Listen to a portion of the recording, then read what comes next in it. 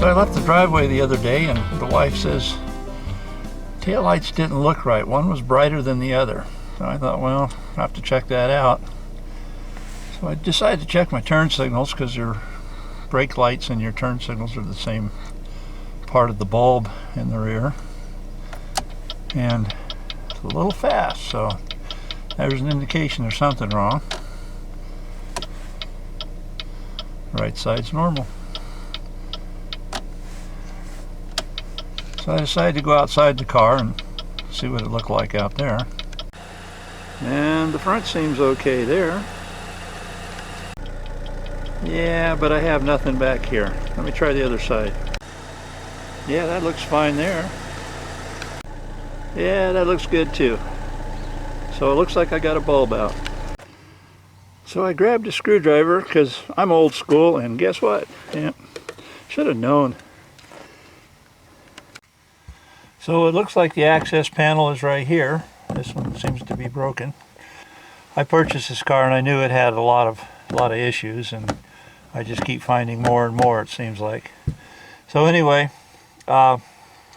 obviously you have to get to the bulb from behind here, and just take a little screwdriver and put it in there and pop that panel out. There's some insulation in here, and if it's in your way, you can move it around a little bit, push it down, whatever, and then reach up inside. You twist the bulb counterclockwise. It's a little tight, but you'll feel it loosen and come out of its spot in the taillight. Then you just take it out, hang it right there. And this bulb just pulls out. And as you can see, this one is burnt. A lot of times you can see the filaments in there are broken. Or you can take a meter and go across these two terminals here, or these two here. One is for your running lights and the other is for your brake and turn signal. So anyway, that is a bad bulb, obviously. And what I got is these right here. And this is the replacement for the rear tail lights and turn signals. There's a different number for the headlights and turn signals. So I got two because if this one's burnt out, I know I'm going to have to do the other side as well. So I'm going to go ahead and replace both bulbs, and I might not have to come back and do this for a while. This is a very easy job, and if you have smaller hands it's even easier. But you just take your bulb, and the new bulb, and pushes right into the socket. Feel it snap in, you may have heard it, and it's in there nice.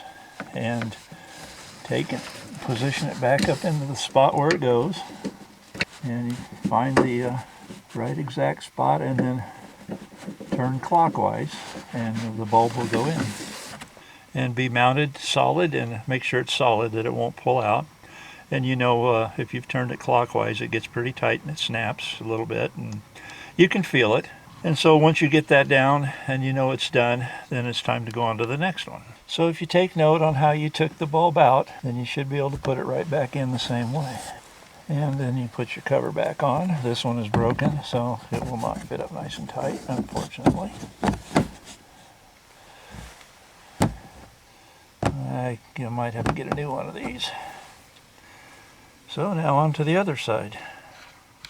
So if you're left-handed, this side will be easier for you. The other side was easier for me because I'm right-handed. Take a screwdriver, and there's a little hole right there, and you can get it in there. Or a big screwdriver, it doesn't matter.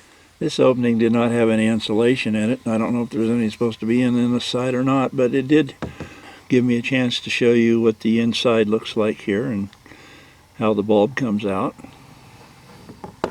And it's just like the other one. You reach in there and twist counterclockwise. That was noisy. Let me give you a picture of that. I loosened it up. You can maybe see now how it goes in there. Anyway, just take it out. And we'll change this bulb out as well, even though it's still good. Okay, the new bulb just pushed in. This old bulb sort of discolored as well, so I feel like its lifespan was just about over with as well, so it's good to put a new one in here. Okay, now I'm just going to reposition it back up in where it goes. Once you get the bulb positioned into its opening, you will twist clockwise this time, not counterclockwise. And I would say that side is done as well. Time to put the cover back on. This one has a broken piece on it, and so maybe it won't fit either. It does fit it better than the other one though. And right there at the top is where the broken piece is. I need two of those. Okay, now we check and see if they work. Alright, you can see that the left turn signal is quieted down, and it's equal to the speed on the right one. If you remember from a previous video, I changed the left turn signal front to an LED, and the only issue I have with it is when the lights are on, and they're off now, I'm just using turn signals, it tends to flash too fast. Let me show you.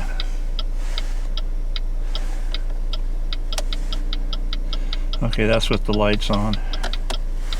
And then there's the right one's normal. So with the LED and the lights on, you need a resistor evidently in this car to slow it down.